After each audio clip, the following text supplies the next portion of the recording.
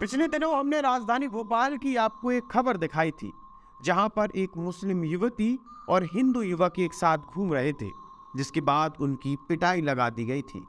साथ ही उस लड़की पर यह आरोप भी लगाए गए थे कि तुम अपनी कौम की बदनामी कर रही हो। बिल्कुल ऐसा ही इसी से मिलता जुलता और इससे बड़ा मामला मध्य प्रदेश के खंडवा जिले से सामने आया है। रविवार का दिन था, दोपहर का समय था। एक 10वीं कक्षा की छात्रा अपने शिक्षक और अपने परिचित के साथ बैठकर जूस पी रही थी, जिसके बाद मुस्लिम युवकों की भीड़ ने आकर उनके ऊपर हमला कर दिया। नमस्कार, मैं आशुतोष भार्गव, आप देख रहे हैं आयुध।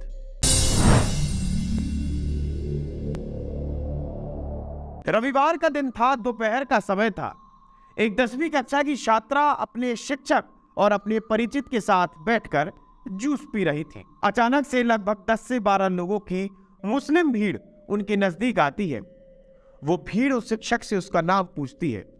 जैसे ही शिक्षक अपना नाम सत्यम बताता है, वो भीड़ उन दोनों युवकों पर टूट पड़ती है। पहले तो उन युवकों की पिटाई लगाई जाती है, उसके बाद उस बच्ची का मोबाइल फोन छीना जाता है, मोबाइल फोन तोड़ा जाता है और बच्ची के साथ बदतमीजी की जाती है।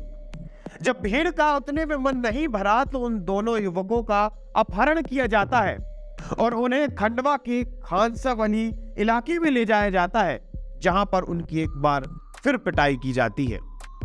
जब पुलिस प्रशासन को इस बात की खबर लगती है, तब पुलिस प्रशासन रेस्क्यू करती है और उन दोनों युवकों को वहां से छुड़ाती है और वहां पर पाए गए आरोपियों के ऊपर FIR दर्ज करती है। देखिए, आज हमको सूचना प्राप्त हुई थी कि आनंद नगर में टी बार है, वहाँ से 2 लड़कों को ले जाके जो है खानसावली तरफ लेकर गए हुए हैं। इस टाइप की सूचना प्राप्त हुई थी। उस सूचना के आधार पर हमने तुरंत जो है कार्रवाई करते हुए उन दोनों लड़कों को रेस्क्यू करके कुछ लोगों के कब्जे से छुड़ाया गया और उनको जो है बचाकर लेकर आया है।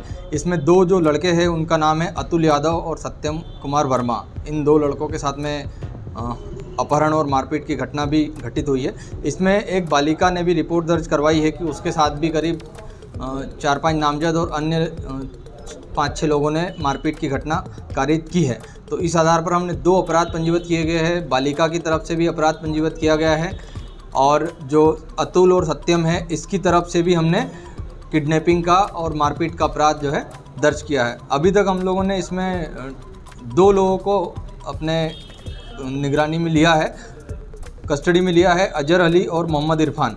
और भी जो लोग हैं, जो 4 नामजद है उसमें और 10-12 अन्य हैं, उनके खिलाफ अपराध पंजीबद्ध किया गया है और हम लोग सरगर्मी से उनकी तलाश कर रहे हैं। इसी के साथ ही 10वीं कक्षा की छात्रा ने भी ये बयान दिया था कि भीड़ आई, मेरे शिक्षक को उठा के लेकर गई और उनकी पिटाई लगाई।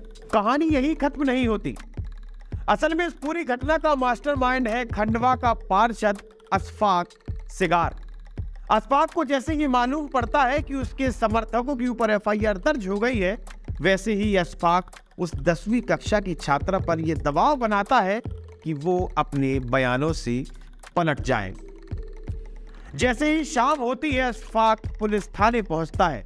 पुलिस प्रशासन पर भी ये दबाव बनाया जाता है कि उन बयानों को पलटा जाए, लेकिन पुलिस प्रशासन उसकी बात को खारिज कर देती है। जैसे ही रात होने लगती है, अशफाक पुलिस थाने से बाहर आता है। उसके बाद लगभग 40 से 50 लोगों की भीड़ पुलिस थाने पर पत्थरबाजी करने लगती है, जिसकी वजह से वहां पर मौजूद कुछ पुलिसकर्मियों को चोट भी आती है। जैसे ही ये मामला बढ़ता है, वैसे ही खंडवा SP सत्येंद्र शुक्ला थाने पहुंचते हैं, जहां पर अशफाक को तुरंत गिरफ्तार करने के आदेश देते हैं।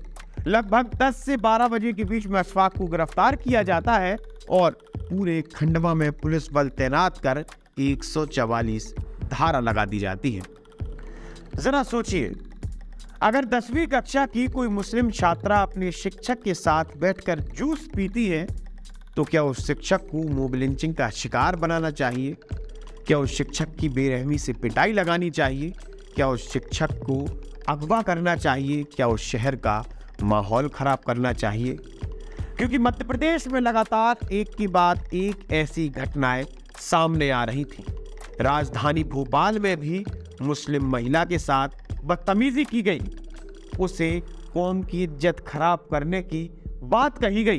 तो वहीं दूसरी तरफ खंडवा में 10वीं कक्षा की मुस्लिम युवती के साथ मुस्लिम भीड़ ने बदतमीजी की और 2 हिंदू युवकों को मॉब लिंचिंग का शिकार बनाया गया।